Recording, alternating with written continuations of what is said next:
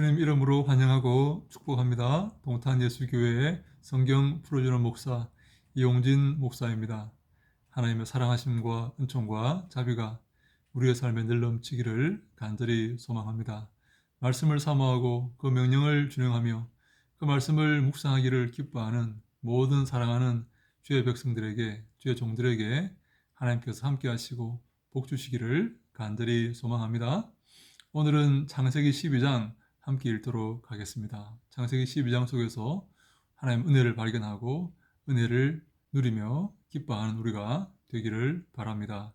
1절 여호와께서 아브라함에게 이르시되 너는 너의 본토 친척 아비집을 떠나 내가 네게 지시할 땅으로 가라. 내가 너로 큰 민족을 이루고 네게 복을 주어 내 이름을 창대케 하리니 너는 복의 근원이 될지라.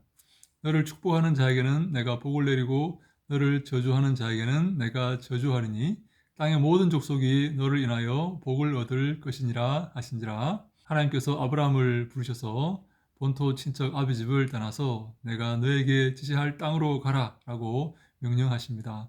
내가 너에게 지시한 땅으로 가라가 아니고 내가 너에게 지시할 땅으로 가라. 아직 그 땅을 지시하지 않았어요. 어디로 가야 할지 모릅니다. 일단 출발해야 됩니다. 일단 스타트, 출발해야 됩니다. 하나님께서 가는 도중에 어디로 가야 하는지, 어디가 그 종착지인지, 목적지인지 알려주실 것입니다. 하나님 역사는 이렇습니다. 우리가 어떤 일을 결정할 때에 하나님께서 그 결과를 보여주시고 그 길을 결정하라고 말씀하시는 게 아닙니다. 그 결과를 모릅니다. 일단 출발해야 됩니다. 일단 그리스도의 뒤를 따라야 됩니다. 십자가를 지고 그리스도의 뒤를 따르다 보면 이 길이 옳은 길인지 알게 되고 종착점, 목적지가 보이게 되는 것입니다. 그래서 일단 하나님의 말씀에 순종하는 것이 중요합니다. 그것이 먼저입니다. 내가 알아서 내가 그 결과를 보았기 때문에 순종하는 게 아니라 결과를 보지 않았다 할지라도 결과를 모른다 할지라도 주의 말씀에 순종하는 그것이 믿음입니다. 그렇죠? 눈에 보이지 않는 것을 믿는 것이 믿음이죠. 눈에 보이는 것을 누가 믿겠습니까? 눈에 안 보이는 것을 믿고 그것을 따라가는 그것이 바로 믿음이고 그 믿음이 하나님을 기쁘시게 하고 그 믿음이 큰 역사를 이루게 되는 것입니다. 우리의 삶에 이런 믿음, 이 믿음의 조상 아브라함의 이 믿음, 놀라운 이 믿음을 하나님께서 우리에게 허락하셔서 우리의 삶에 이 믿음이 넘치기를 간절히 바랍니다. 이 믿음이 풍성하여서 내가 믿음으로 역사를 이루고 믿음으로 주님께 영광 돌리는 우리 모두가 다 되기를 바랍니다. 2절에 보니까 내가 너로 큰 민족을 이루고 내게 복을 주어 내 이름을 창대케 하리니 너는 복의 근원이 될지라. 큰 민족을 이루고 내 이름을 창대케 하겠다라고 말씀을 하시죠. 여러분, 니물롯의 바벨탑과 비슷하지 않습니까? 그들의 목적이 무엇입니까? 그들의 목적이 무엇입니까? 그들의 이름을 창대케 하는 것이었습니다. 하늘에까지 닿는 그 탑을 세우고 흩어짐을 면하고 그들의 이름을 내겠다 하는 그 의도가 바로 바벨탑의 의도 아닙니까? 니물롯의 의도 아닙니까? 하나님은 아브라함을 택해서 내가 그렇게 되게 해주겠다. 그 바벨탑의 주인공들, 그 바벨탑의 잘못된 자들이 그런 의도했던 그런 목적이 성취되는 것이 아니라 아브라함, 내가 바로 그 복의 근원이 되게 해주겠다. 내 이름이 창대케 되게 해주겠다. 너가 큰 민족을 이루게 해주겠다. 저 바벨탑의 니물롯의 민족이 저자들이 큰 민족이 되는 것이 아니라 너가 바로 큰 민족이 될 것이다 라고 말씀을 하십니다. 여러분 놀랍지 않습니까? 지금 저 바벨탑의 저 족속들은 어마어마한 사람들이 모여서 어마어마한 탑을 지으려고 어마어마한 계획으로 하나님을 대적하려고 하는 그런 가운데 있는데 지금 그들을 대적하는 그들의 반대편에 서 있는 하나님 편에 서 있는 사람은 아브라함 혼자입니다. 한 사람입니다. 여러분 너무나 미약하지 않습니까? 외롭지 않습니까? 그런데요, 하나님이 누구 편인지를 알아야 됩니다. 하나님이 바벨탑 편입니까? 니므롯 편입니까? 아니면 아브라함 편입니까? 아브라함을 부르셨습니까? 아브라함과 함께 하십니까? 아니면 바벨탑과 함께 하십니까? 아브라함과 함께 하십니다. 아브라함이 아무리 작아도, 아무리 외로워도, 아무리 보잘것없다 할지라도, 아무리 구차하더라도 하나님이 함께 하시면 이루어지는 것입니다. 하나님이 함께 하시면 아브라함 한 사람을 통해서 큰 민족이 이루어지는 것이죠. 하나님이 함께 하시면 아브라함 한 사람을 통해서 그의 이름이 창대케 되는 것입니다. 그가 복의 근원이 되는 것입니다. 중요한 게 무엇입니까? 중요한 것은 하나님이 누구 편에 서냐 하는 것입니다. 하나님이 누구 손을 들어주느냐 하는 것입니다. 아무리 많은 사람과 함께 있어도, 아무리 큰 힘과 함께 있어도, 아무리 높은 명예와 많은 재물과 함께 있어도 하나님이 누구 편을 드시느냐, 하나님이 누구 손을 들어주시느냐, 하나님께서 누가 옳다고 하시느냐, 그것이 관건이고 가장 중요하다 하는 말씀입니다. 여러분, 그것을 보시면서 살아가셔야 됩니다. 사람들이 많은 곳에 가지 마세요. 힘 있는 곳에 가지 마세요. 돈이 많은 곳에 가지 마세요. 거기 가면 내 생계가 해결될 것 같은 그런 곳에 가지 마세요. 하나님이 계시는 곳에 가셔야 됩니다. 하나님이 누구 편인가? 하나님이 누구와 함께 하시는가? 그가 아무리 작고 아무리 왜소하고 보잘것없이 보인다 할지라도 하나님이 계시는 곳, 하나님이 함께 하시는 곳, 하나님이 그의 손을 들어주시는 곳에 가야 됩니다. 하나님께서 아브라함과 함께 하셨습니다. 아브라함을 택하셨습니다. 아브라함을 인도하십니다. 아브라함의 손을 들어주십니다. 그의 자손을 통해서, 그의 후손을 통해서 하나님은 큰 민족을 이루실 것입니다. 그 민족이 바로 믿음의 민족입니다. 그래서 아브라함이 믿음의 조상이 되는 것입니다. 여러분, 이 땅에서 그런 선택을 하는 것이 쉽지 않습니다. 사람들이 많은 곳에, 돈이 많은 곳에, 권세가 있는 곳에 줄 서기가 너무나 쉽습니다. 그것이 당연한 것일 수도 있습니다. 그러나 우리는 영적인 눈을 뜨고 하나님이 기뻐하시는 곳에 줄을 서야 됩니다. 하나님 원하시는 곳으로 가야 됩니다. 그 사람이 성공한 삶을 살게 되는 것이죠. 여러분들의 삶이 주님이 기뻐하시는 성공한 삶이 되기를 간절히 바랍니다. 자, 아브라함이 어떤 모습을 보이는지 계속 보겠습니다. 이에 아브라함이 여호와의 말씀을 쫓아갔고 롯도 그와 함께 갔으며 아브라함이 하란을 떠날 때에 그 나이 75세였더라. 아브라함이 그 안에 사레와 조카 롯과 하란에서 모은 모든 소유와 얻은 사람들을 이끌고 가나안 땅으로 가려고 떠나서 마침내 가나안 땅에 들어갔더라. 아브라함이 그 땅을 통과하여 세겜 땅 모래 상수리 나무에 이르니 그때 가나안 사람이 그 땅에 거하였더라. 여호와께서 아브라함에게 나타나 가라사대 내가 이 땅을 네 자손에게 주리라 하신지라. 그가 자기에게 나타나신 여호와를 위하여 그곳에 단을 쌓고 거기서 베델 동편 산으로 옮겨 장막을 치니 선은 베델이요 동은 아이라. 그가 그곳에서 여호와를 위하여 단을 쌓고 여호와의 이름을 부르더니 점점 남방으로 옮겨갔더라. 하나님께서 아브라함에게 주시고자 했던 땅은 가나안 땅이었습니다. 가나안 땅은 아주 고대 근동에서 교통의 중심에 있는 그런 교통의 요충지입니다. 많은 군웅들이 활거하는 그 요충지를 차지하기 위해서 많은 민족들이 활거하는 그런 땅입니다. 아주 중요한 땅이고 위험한 땅이고 전쟁이 많은 1년 내내 전쟁이 쉬지 않는 그런 땅입니다. 하나님께서 그 가나안 땅, 그 요충지, 가장 중요한 땅을 아브라함에게 주시겠다고 말씀을 하신 것이죠. 아브라함이 하나님과 만나고 가나안 땅에서 하나님과 만나고 맨 먼저 한 일이 무엇입니까? 여호와 이름을 부르고 단을 쌓았더라라고 말씀하고 있습니다. 하나님께 예배하는 삶이죠. 믿음의 위인들의 모습을 보면 죄다 하나님께 예배하는 삶을 살고 있습니다. 여러분, 하나님께 예배함이 기쁨이 됩니까? 즐거움이 됩니까? 예배하기를 원합니까? 아니면 하나님을 외면하고 딴짓하기를 원합니까? 우리는 믿음의 선배들처럼 믿음의 영웅들처럼 항상 예배하기를 기뻐하는 사람들이 되어야 됩니다.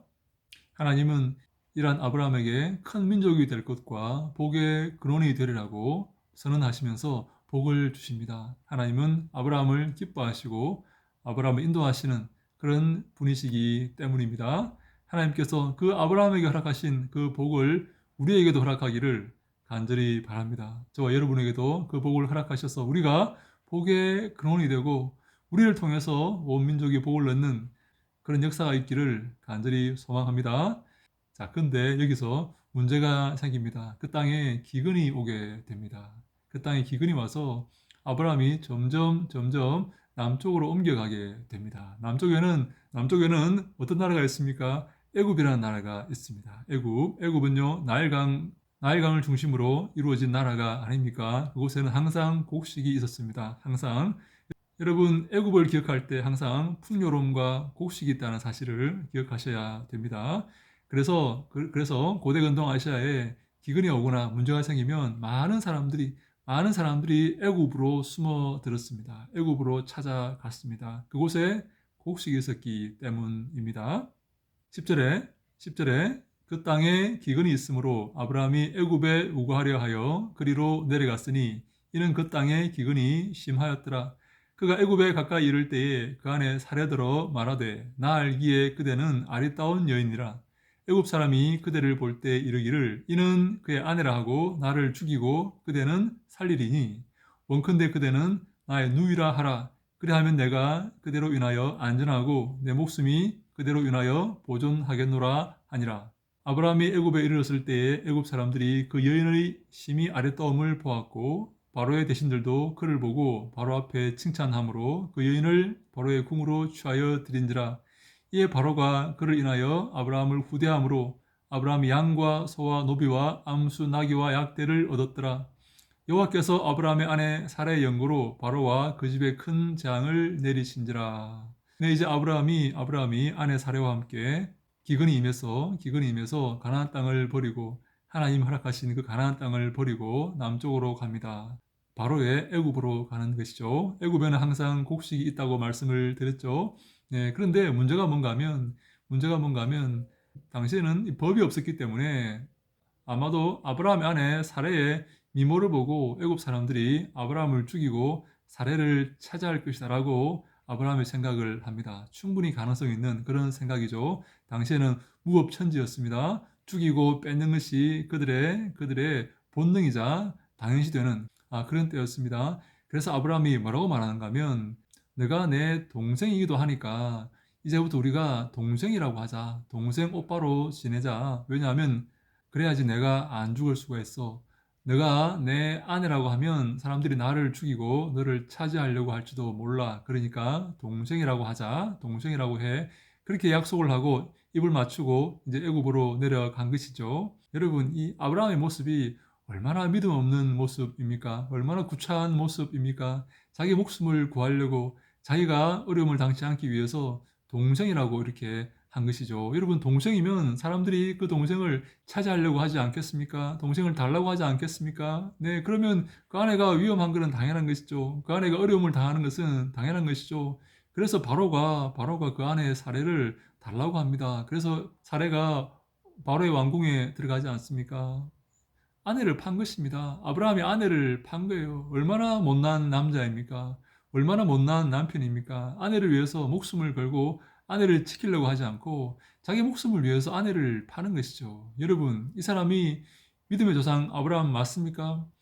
이 사람이 믿음의 본이 되는 그런 사람입니까? 너무나 안타까운 그런 사람 아닙니까? 너무나 보잘것없는 그런 겁쟁이 아닙니까? 하나님은 이런 겁쟁이를 부르셔서 믿음의 조상으로 삼으시고 이 겁쟁이의 후손을 통해서 온 백성을 믿음으로 인도하신다는 사실을 우리가 기억해야 됩니다. 아브라함이 원래 믿음이 좋았고 담대했고 용감했다면 아마 하나님께서 아브라함을 선택하지 않았을지도 모릅니다. 아브라함이 부끄럽고 겁이 많고 두려운 그런 사람이었기 때문에 하나님의 그 역사하심과 인도하심이 더 빛이 나게 되는 것이죠. 하나님 우리를 부르실 때 좋은 사람, 훌륭한 사람을 부르지 않습니다. 약한 사람, 부끄러운 사람, 겁 많은 사람, 볼품없는 사람, 보잘것없는 사람들을 불러서 당신의 이름을 영광스럽게 하시는 것입니다. 아브라함의 모습을 통해서 우리가 기억할 것은 하나님의 부르심의 성격입니다. 아브라함은 너무나 보잘것없는 겁이 많은 모자란 그런 사람이었다 하는 것을 우리가 기억해야 됩니다. 하나님은 이러한 아브라함을 통해서 역사하시고 이러한 아브라함을 불러서 당신의 새로운 나라를 이루시기를 기뻐하신다 하는 사실입니다. 할렐루야. 하나님께 영광 돌립니다. 이 모든 것은 하나님께서 하셨습니다. 하나님이 도우시고 인도하신 것입니다. 모든 것을 하나님이 계획하시고 부르시고 인도하시고 이끌어 가실 것입니다. 하나님께만 영광을 돌려드리기를 간절히 소망합니다. 여호와께서 아브라함의 아내 사라의 연고로 바로와 그 집에 큰 재앙을 내리신지라. 바로가 아브라함을 불러서 이르되 네가 어찌하여 나를 이렇게 대접하였느냐? 네가 어찌하여 그를 네 아내라고 내게 고하지 아니하였느냐? 네가 어찌하여 그를 누이라 하여 나로 그를 취하여 아내를 삼게 하였느냐? 내 아내가 여기 있으니 이제 데려가라 하고 바로가 사람들에게 그의 일을 명하매 그들이 그 아내와 그 모든 소유를 보내었더라. 바로가 화가 났습니다. 하나님께서 아브라함의 아내 사례를 취하려고 하자 바로가 하나님께서 그 집에 큰 재앙을 내리셨습니다. 사례는 아브라함의 아내이기 때문입니다. 그리고 하나님께서 사례를 통해서 큰 민족을 이루시기를 기뻐하셨기 때문입니다. 그래서 바로는 사례를 취하면 안 됩니다. 아내로 취하면 안 되는 것이죠. 하나님께서 사례를 통해서 아브라함과 사례를 통해서 큰 민족을 이루실 건데 사례를 바로가 취하면 되겠습니까? 안 되겠죠. 그래서 하나님께서 큰 재앙을 바로의 집에 큰 재앙을 내리십니다. 바로가 깜짝 놀랐죠. 바로는 억울할 것 아닙니까? 남의 아내인지 모르고 누인지 알고 아브라함 말만 믿고 누인지 알고 사례를 취했는데 사례를 데리고 갔는데 사례가 남의 아내였다는 것이죠. 여러분 누가 잘못했습니까? 누구 잘못입니까? 아브라함 잘못이죠. 바로는 잘못이 없습니다. 바로는 누이라 그러길래 아내로 삼으려고 한 것입니다. 전적으로 아브라함에게 문제가 있는 것입니다. 아브라함이 정말 문제합니다. 아브라함 때문에 지금 괜한 사람이 어려움을 당할 뻔했습니다. 그죠? 그렇지 않습니까? 이 아브라함 때문에 억울한 사람이 생길 뻔했습니다. 이 아브라함이 거짓말을 하는 바람에 문제가 많은 사람이죠. 문제가 많은 사람입니다. 민폐를 끼치는 사람입니다. 이 사람이. 그래서 바로가 화가 나서 데려가라고. 왜 너의 아내를 누이라 속여가지고 나로 범죄케 해서 나로 벌을 받게 만드느냐고 데려가라고 화를 냅니다. 참 하나님 백성이 이렇게 믿지 않는 자들에게 모멸을 당하고 추궁을 당하고 손가락질을 당해야 되겠습니까? 면목이 없는 그런 상황입니다. 참 부끄러운 상황입니다. 이 겁쟁이 아브라함이 자기 아내를 누이라 속이는 바람에 온 동네에 민폐를 끼치고 조롱을 당하고 수치를 당하고 손가락질을 당하고 이 사람의 거짓말 때문에 하나님 이름이 먹칠을 당하는 그런 어려움에 처하게 되는 것이지요. 이런 삶을 살아서 되겠습니까? 믿음의 삶을 살아야 되는데 이 겁쟁이 아브라함 때문에 하나님 이름에 손상이 가고 믿음의 백성들의 그 삶에 참 어려움을 주게 되는 그런 일들이 벌어지는 것입니다.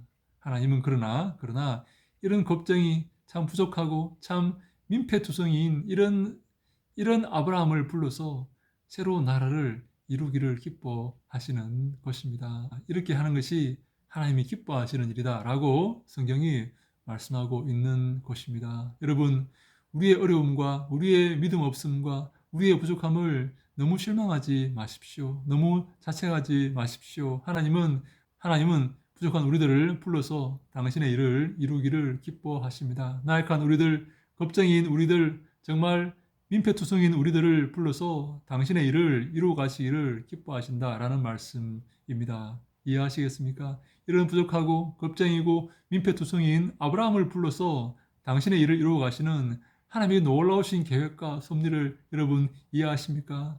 이 하나님의 은혜와 섭리를 기억한다면 하나님께 영광 돌릴 수 있고 하나님께 맡길 수가 있습니다. 나 자신을 돌아보면 절망과 실패와 낙심밖에 없지만 이러한 나를 선택하셔서 당신의 역사를 이루시기를 기뻐하시는 하나님을 바라본다면 기뻐하며 감사하며 영광 돌리며 주님을 찬송할 수가 있게 되는 것이죠. 사랑하는 여러분, 하나님 바라보시기 바랍니다. 우리를 바라보지 마시기 바랍니다. 내 약점과 내 허물과 내 허약함을 바라보지 마시기 바랍니다. 하나님 바라보고 승리하면서 기뻐하며 감사하며 하나님을 찬송하는 우리 모두가 될 수 있기를 간절히 소망합니다. 아브라함을 택하신 하나님을 찬송합니다. 할렐루야! 샬롬!